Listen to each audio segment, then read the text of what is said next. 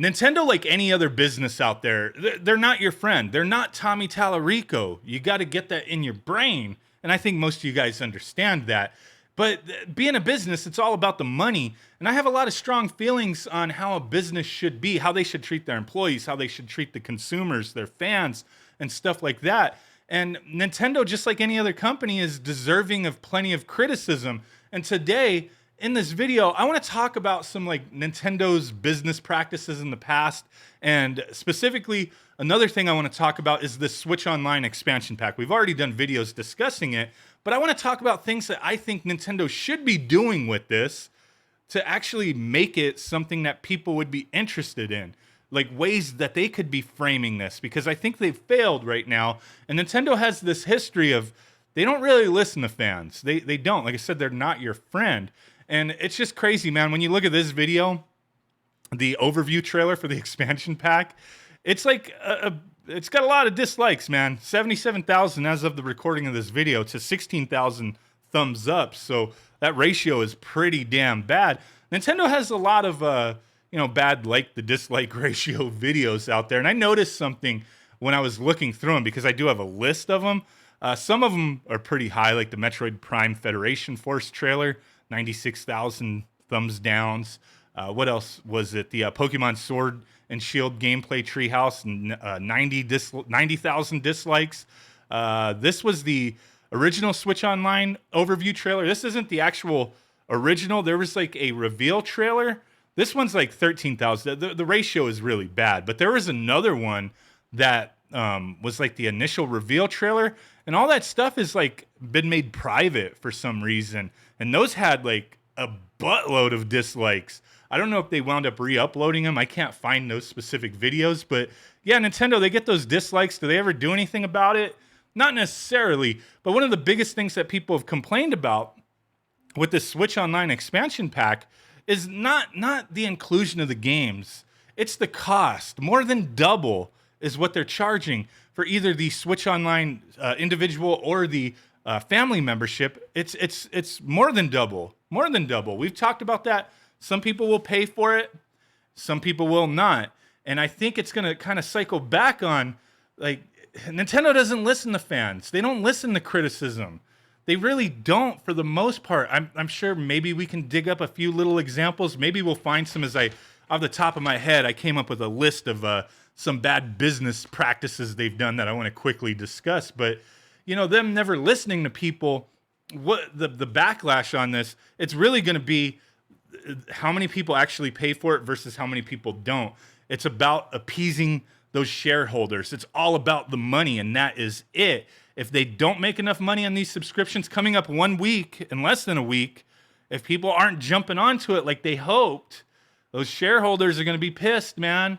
Like, they have to please them. That's all it's about, really. And with this, it just seemed like, man, yeah, you added these games that are kind of cool. Some people may want to play them, but the price that you're asking is just redonks. Not everybody wants Happy Home Paradise. Like, that's obviously initiated into the cost of this. But one of the biggest concerns is just, the price point and what you're actually getting for it. Is there value there? If people don't pay for it, Nintendo may go back and adjust that. The one time I could really remember them doing that, like I said, there could be other examples, but remember when the 3DS first came out, and I talked about this recently in a video. I went and got my 3DS the day it came out, pre-ordered from GameStop, and I went there. Nobody else was there. Nobody showed up. Even after the store opened, it was very uneventful. And I believe the systems were like $250, somewhere around there at that time, and nobody was buying them. Apparently, they didn't please the shareholders. It just wasn't happening at that moment. And several months later, Nintendo lowered the price. I believe it went down like $179, somewhere around there. Don't quote me on these prices, but they lowered the damn price to try to push sales on this thing because it wasn't doing as well. So that's an example. And then all the people who paid the full retail price got screwed, and Nintendo was like, oh, we're sorry. We'll give you the ambassador program certificate. You get some games that nobody else will ever have. They're like Game Boy Advance, Super Nintendo games, whatever, right? And okay, cool, that's a nice little bonus, but it was still like it didn't really make up for almost overpaying $100, right? But yeah, maybe if people just don't buy this, they will shift their tactics here and lower the price. I want to talk about what I think they should have been doing with this besides lowering the price that would actually possibly entice more people. But before we get into that, I just want to briefly go over some of this stuff that, like, Nintendo's a tyrant. They're just straight up tyrants, man.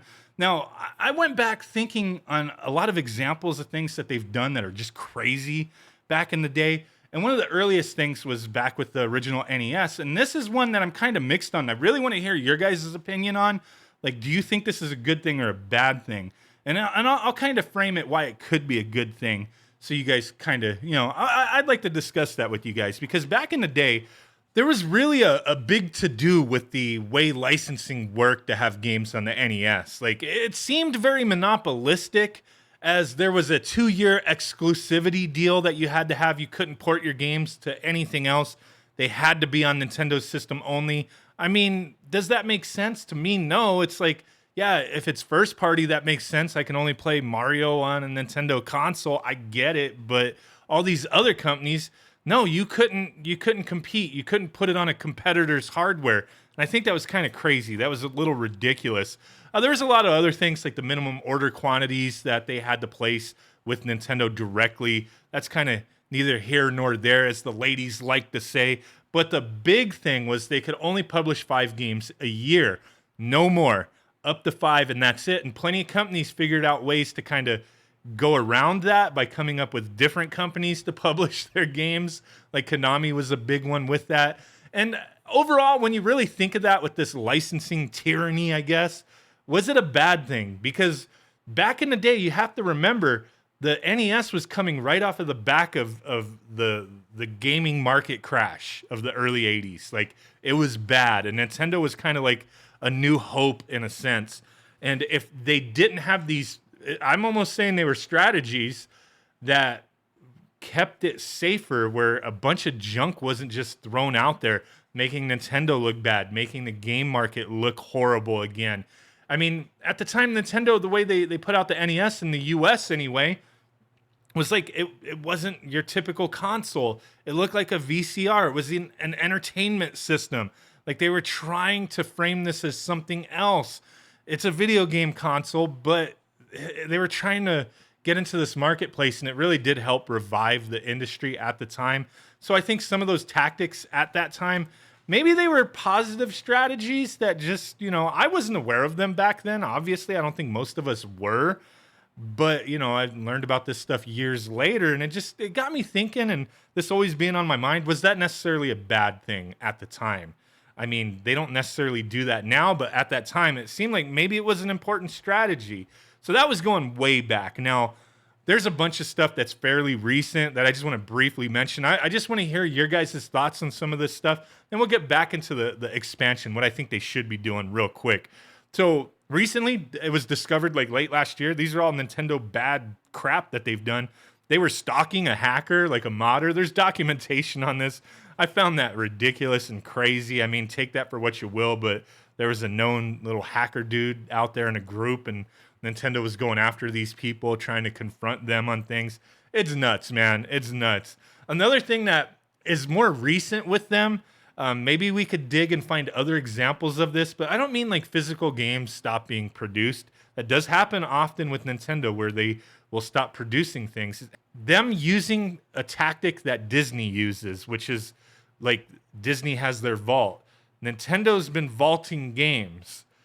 Most recently, one of the big ones, which you could still find physically, as stores still have it out there, was Mario 3D All-Stars. Digitally, you cannot buy it anymore.